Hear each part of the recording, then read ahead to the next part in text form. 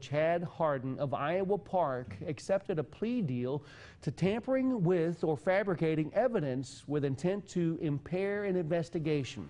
Chad Harden was a trooper stationed in Wichita County, which is Wichita Falls, and he was just wreaking havoc on the public. Mr. Harden was stopping traffic left and right. He's lauded himself as being the #1 interdiction trooper in the state of Texas, and I believe that's accurate. His arrest rate was much, much higher than those of his similarly situated peers. The cases I had involving this trooper were all felonies, and well, lo and behold, this trooper had resigned, and he had been accused of mishandling evidence, tampering with it.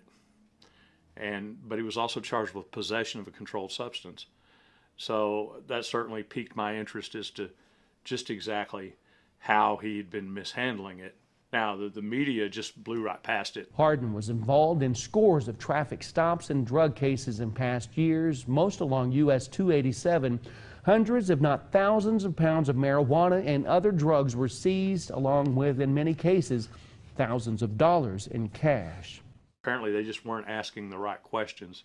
And immediately I started asking a lot more questions. I hit the Department of Public Safety with a flurry of public information requests, and they were opposing me at every turn. Highway patrol cars in Texas, they have cameras hidden in the headliners of the patrol car. And that's one of the things that an interdiction trooper will do, is they'll stop you and they'll just be just as nice as they can possibly be. Oh, you were speeding, but I'm going to give you a warning. You know, come on back here and have a seat in my car. You know, let's be friends, you know, back there, and getting you back there so that they can have an on-camera interview with you. They're getting ready to interrogate you on the side of the road on camera. You ever been arrested for anything? What have you been arrested for? Possession of marijuana. I wanted all videotapes from this trooper's car. I wanted not only the one pointed through the windshield, but I wanted the videos of what's going on inside the car. And lo and behold, I got the answer that I was suspected.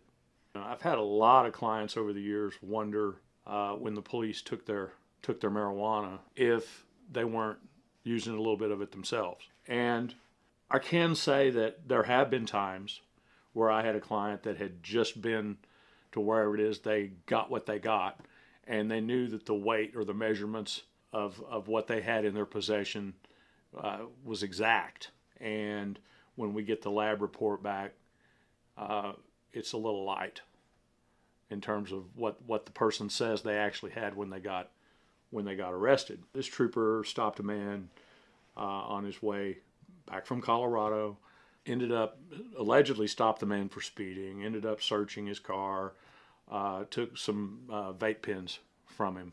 No vape pen cartridges with THC? No? Yeah.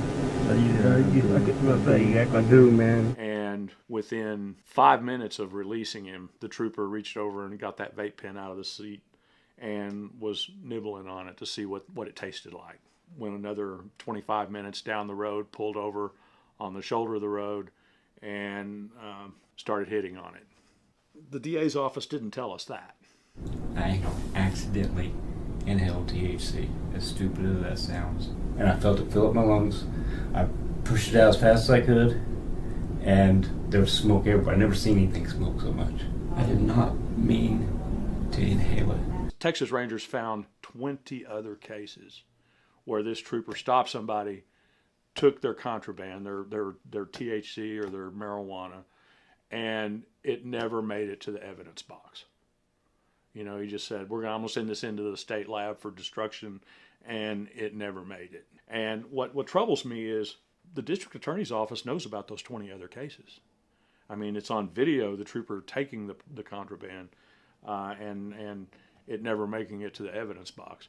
That, and along with the video of what he's actually doing with this stuff, I don't understand why the trooper was charged with just one count of tampering with evidence and just one count of possession of a controlled substance.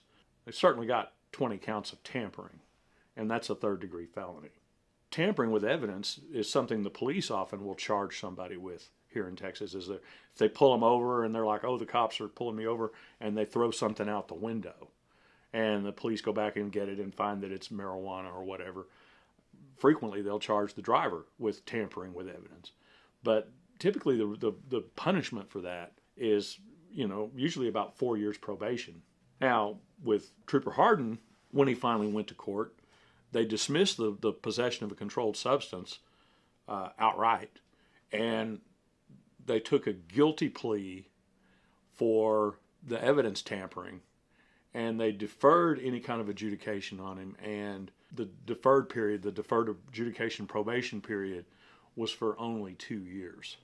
2 years is, in a lot of counties, what a first offender gets for simple possession of marijuana without this breach of public trust.